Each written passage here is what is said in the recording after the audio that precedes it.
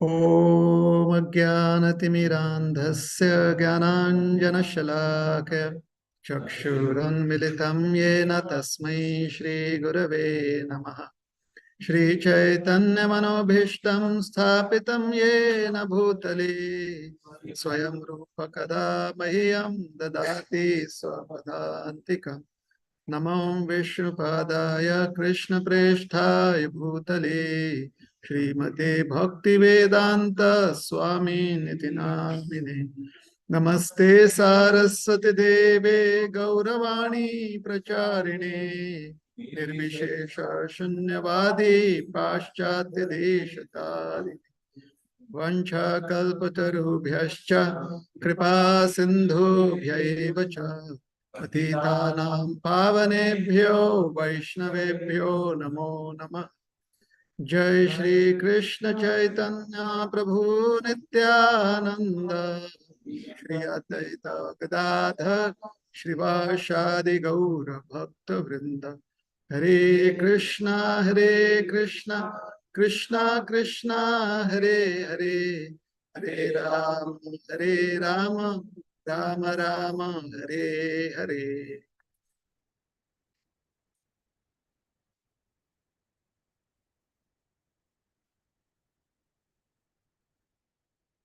So we'll just begin with the verse from 7th canto of Srimad Bhagavatam. So the 7th canto describes the activities of Hiranyakashipu, his son Prahlad Maharaj, and Bhagavan Shri Narsinghadev, the Supreme Lord.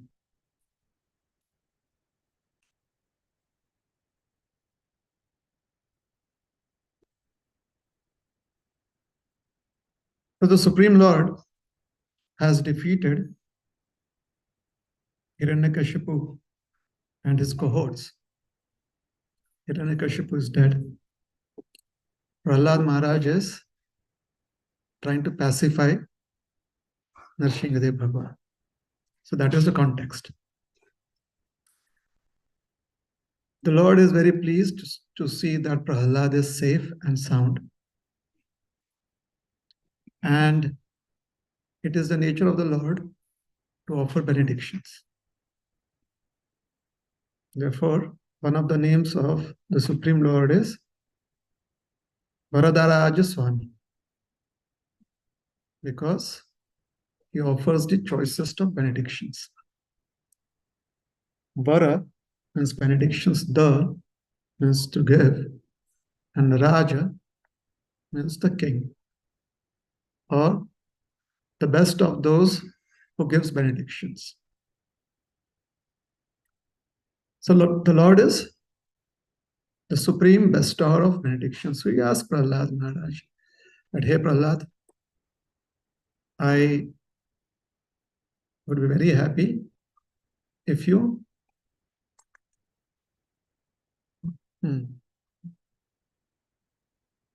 ask a boon from me.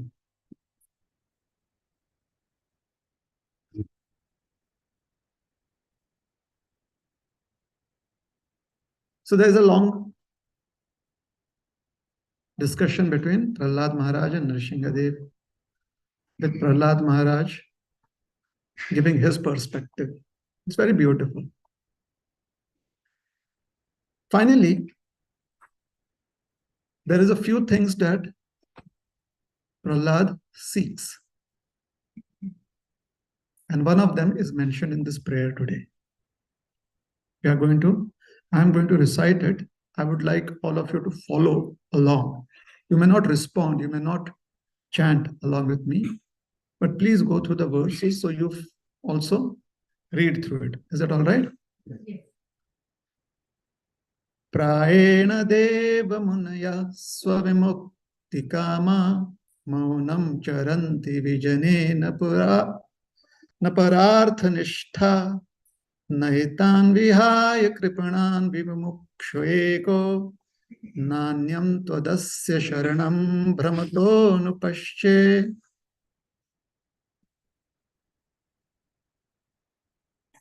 So Prahlad Maharaj is praying. The translation is, "My dear Lord Nrsingadev, I see that there are many saintly persons indeed. They are interested only in their own deliverance. Not caring for the big cities and towns, they go to the Himalayas or the forest to meditate with vows of silence. Maunavrata. They are not interested in delivering others. As for me, however, I do not wish to be liberated alone, leaving aside all these poor fools and rascals. I know that without Krishna consciousness, without taking shelter of the lotus feet, one cannot be happy. Therefore, I wish to bring them back to the shelter at your lotus feet."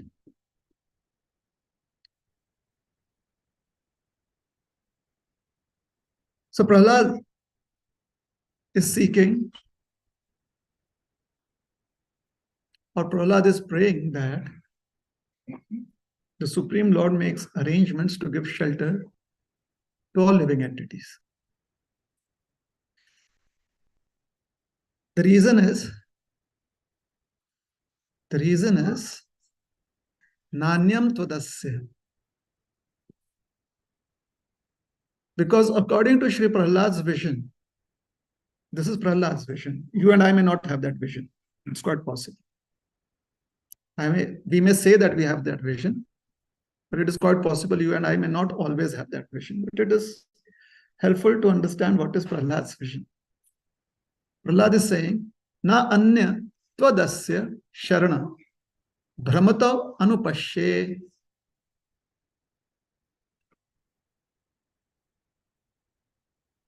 So without you, I do not see them having any other shelter. So Prahlad's perspective is that. Sometimes we may feel that, yes, Prabhu, I'll pray for you. Yes, Mataji, I'll pray for you. That is good. Prahlad's prayer is that, my dear Lord, my prayer is that you make some arrangement.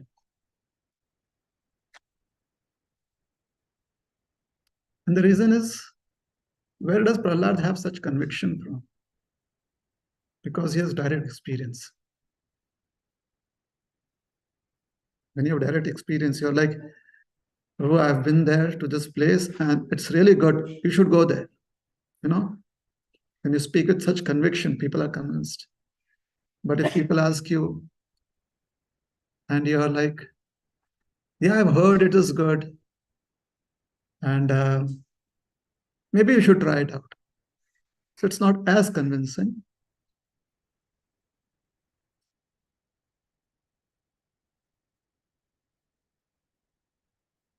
To have a conviction of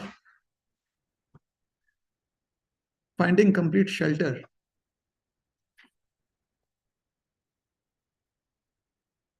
carries the assurance of perfect peacefulness. For example, if you're out on the roads, it's been a long journey. You're looking forward to coming home. On the way, you may take breaks, but sometimes when you're like just 3-4 hours away from the journey and you've already been on a non-stop 6-hour drive,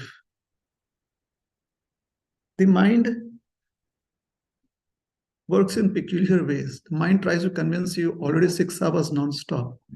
If you just continue on for 3 hours, 3.5 hours, you'll be home. Then you can rest peacefully. That happened with all of you? Yeah. And we do. We push ourselves, isn't it? Now, if it is going to take another day or suddenly the car is about to break down or something like that, you're like, okay. And the mind is convinced that it's going to be tomorrow. Right? So that conviction, that feeling that another 3 hours and then you will be home is what gives you a feeling of security. Because you feel that there you will be sheltered. Not only sheltered, there you won't have any challenges. Not just you won't have any challenges, there you will have facilities. And hence you will be comfortable.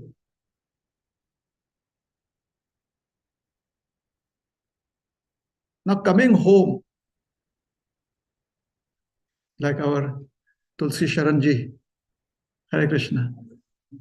How are you? Good. So Tulsi Sharan Prabhu has this new house. So since the time they had purchased it, they were like, yeah, it is taking some more time, some more time. Finally, when they're here, it's like a milestone achieved, isn't it? Here, finally, you can set everything in place.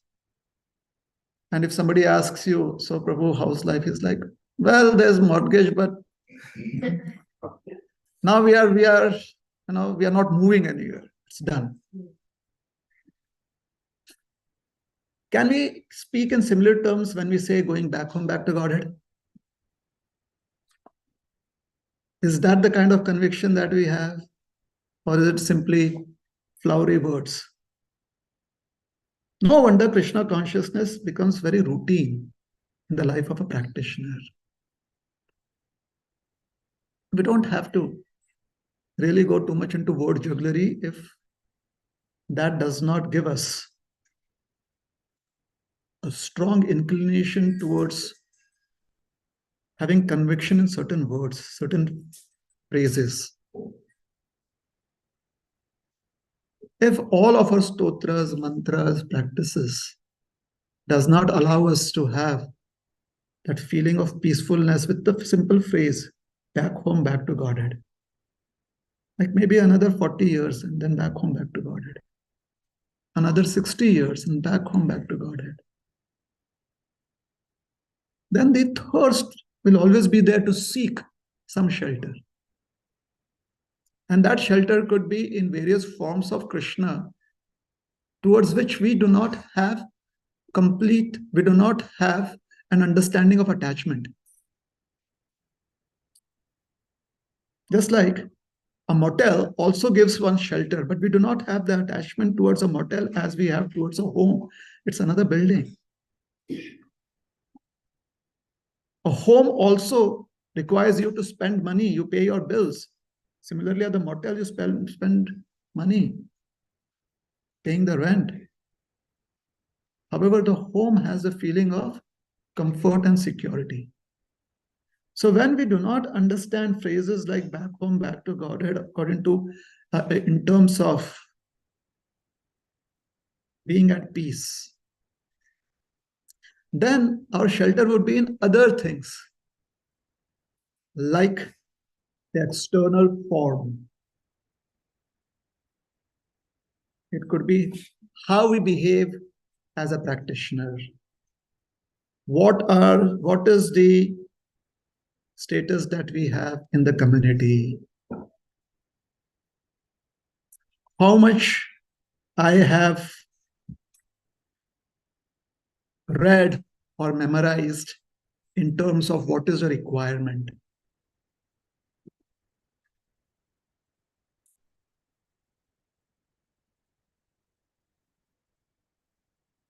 So Nanyam Tadasya, Prahlad Maharaj is seeking shelter for all the living entities. So that is Prahlad's perspective, Sri Prahlad Maharaj's perspective.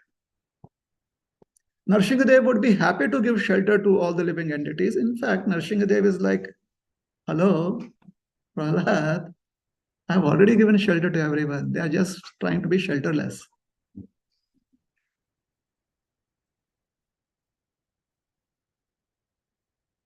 But he understands what is Prahlad's concern. Because Prahlad has already mentioned prior to this, this thought that is expressing here, that people are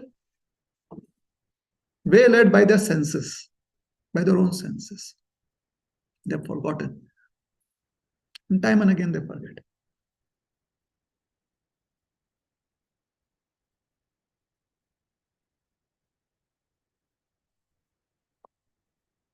So when this happens, many times when this is the scenario, Those who try to cultivate a perspective of serving others over a period of time, they may get tired. They're like, my dear Lord, I may just concentrate on saving myself than trying to work for others. It is natural. It is what happens. And the reason is not that trying to do paropkar, trying to help others is difficult. We know it is difficult. The reason is that while we are helping others, we are spending so much time and energy that we forget that we have to help ourselves too. Let's say there is a flood and one has been caught in the flood waters, and we see others also caught up in the flood waters. Now, flood doesn't really, the waters are going to flow wherever they find, wherever they find space, that is where they're going to flow, the waters. Now, if you are in the waters and others are in the waters, you are a good swimmer. Right? There are two ways you can help someone. Correct? There are two ways you can help someone.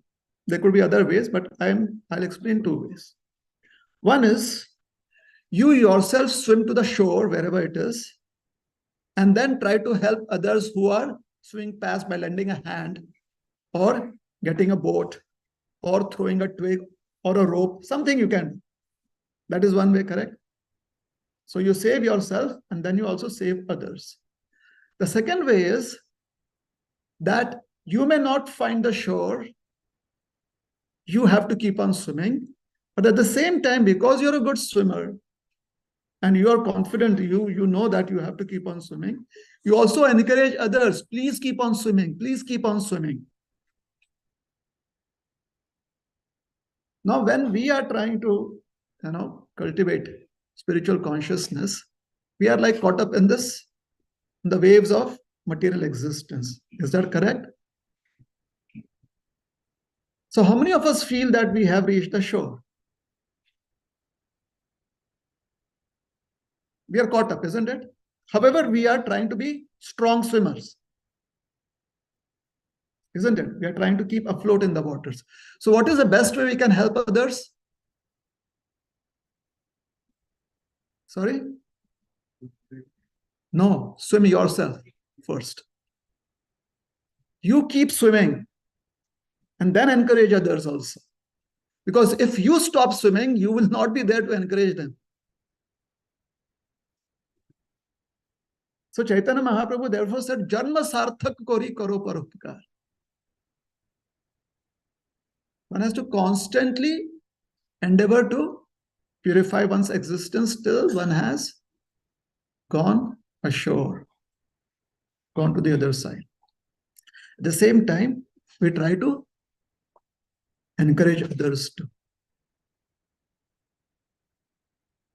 So, many times, because we are struggling, we may feel that we have only energy to save ourselves.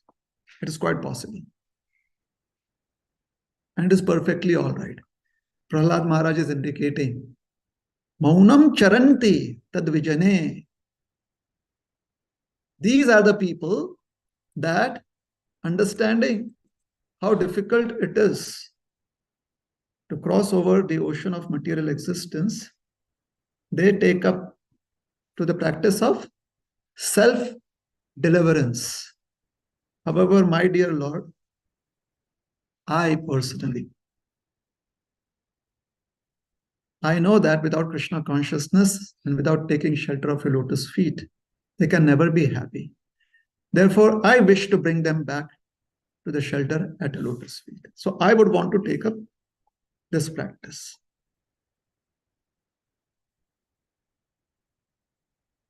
There is a peculiar distraction in this material world.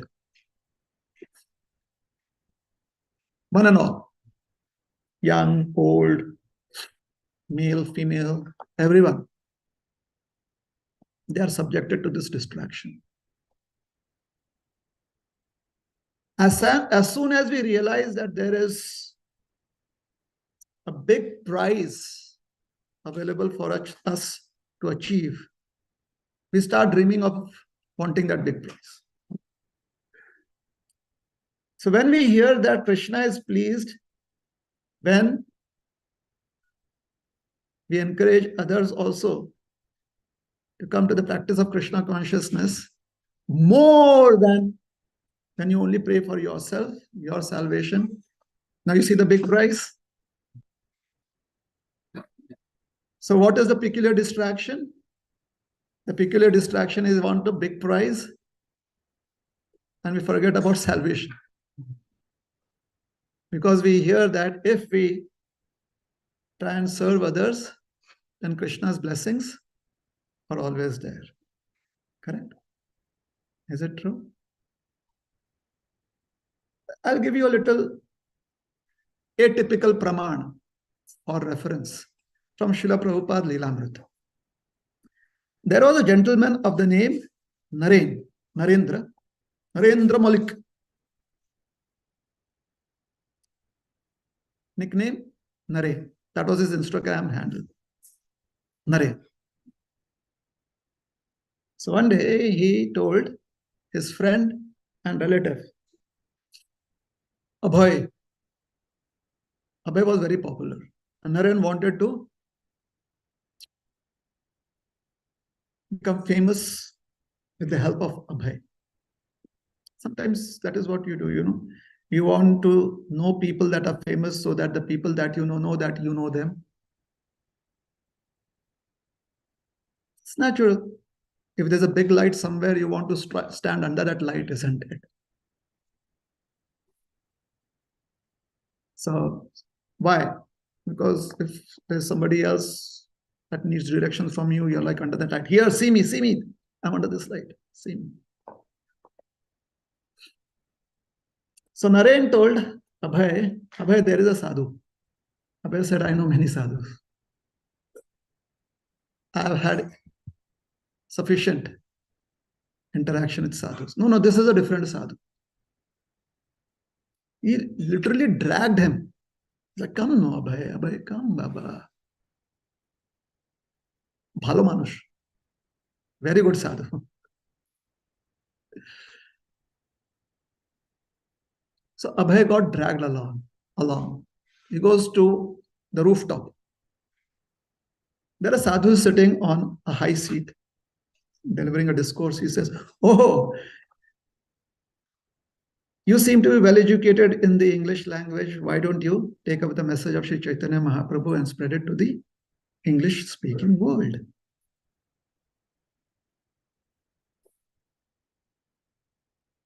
Naren knew that this is a good sadhu. He wanted Abhay to come. He dropped off Abhay there and he went his own way. Abhay took up to this association seriously. And in a few years, he took shelter as the disciple of this great saintly personality. His divine grace, Bhakti Siddhanta Saraswati Thakur Maharaj.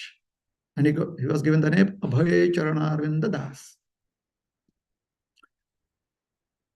So this is the history that we read from Prabhupada Leelamrita. So was Bhakti Siddhanta Saraswati Thakur did Bhakti Siddhanta Saraswati Thakur also offer the message to Naren? Naren was also sitting there. So if somebody had prayed to Bhakti Siddhanta Saraswati Thakur, please also give shelter to Naren, Bhakti Siddhanta is like, yes, he can also take. But Naren was distracted, at least according to how we know the Leela. Correct? So Naren helped someone to come to the process. Naren was aware of the process. in the sense that he knew who's Bhakti Siddhanta Saraswati.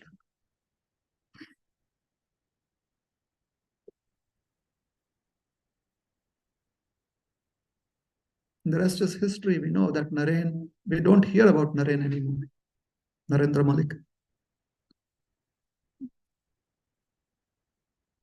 So Prahlad Maharaj is asking Nrsingadev to offer what is the best according to his perspective. At the same time, the fact is that what do the living entities do with that opportunity? How do they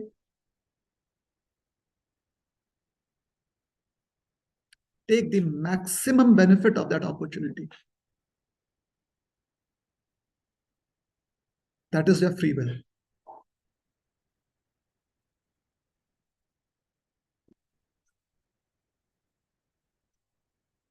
So today's topic I entitled as I was thinking a lot and I was coming up with really cliche titles like clarity of consciousness or accepting surrender. And I was like, that's not me. I have to come up with a topic that even I don't understand. What's the title? Explore it. So I entitled today's discussion as Redefining Existence. I have no idea what I'm going to explain under that, but redefining existence. Taking another look at the scriptures and the texts that we have been through a lot. That has been commonplace knowledge to us.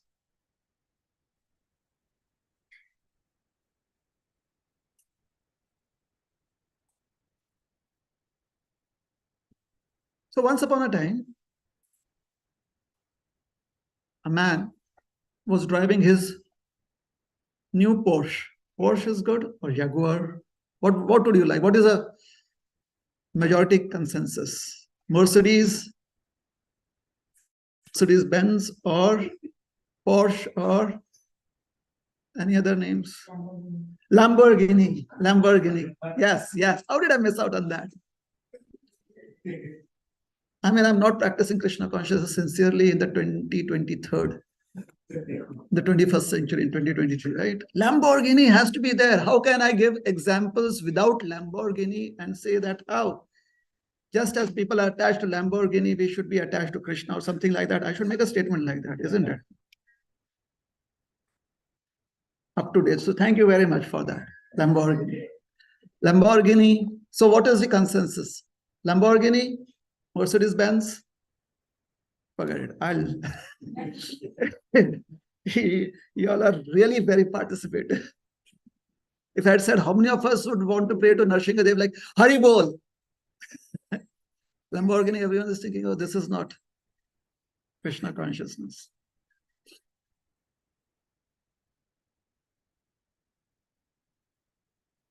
Srimad Ramanujacharya was told that, today you are going to take darshan of Ranganath Swami. So this Archaka, he's envious of you. So he has mixed visha or poison in the Charnamrit. And Ramanujacharya is like, well, it is Charnamrit. That is the story. And he accepted it. And he was safe. Can we do that? We better not do that.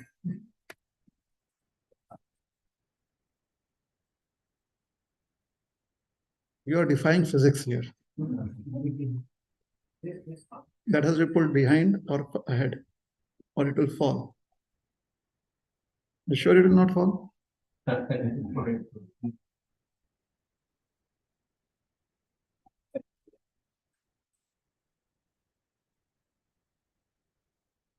Okay.